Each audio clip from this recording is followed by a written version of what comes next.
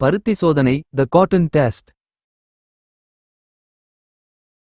ஒருநாள் விஜயநகர அரசனுக்கு ஒரு பெரிய பந்தலுக்குள் புதிய ஆசனங்கள், மெத்தைகள் அனைத்தும் பஞ்சில் நிரப்பப்பட்டிருந்தன.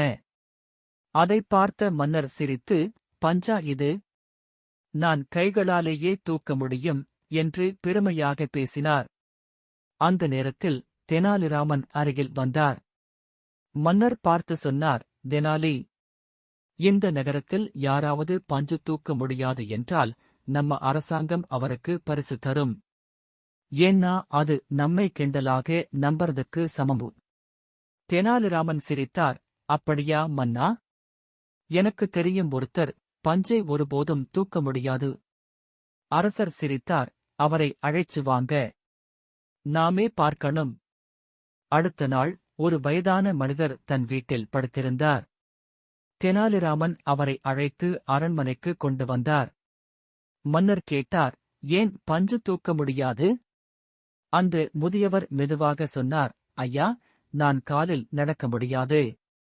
கை முழுக்க வலிக்குது. என் பார்வை மங்கிவிட்டது. என் வயது 95.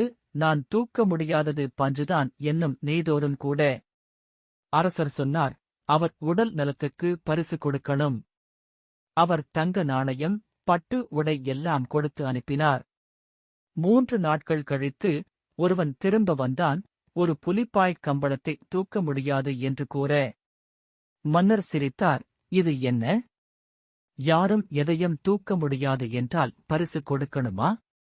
தெனாலிராமன் வணங்கி, "மன்னா, எல்லா விஷயங்களையும் எளிது என கருதக்கூடாது. சிலர் பெரிய வேலை செய்யாமலேயே பெருமை பேசுவார்கள். ஆனால் சிலர் சிறிய விஷயங்களையும் கூட செய்ய முடியாமல் தவிக்கிறார்கள். அவர்களுக்கு உதவி செய்வதுதான் உண்மையான நீதிச் செயல்."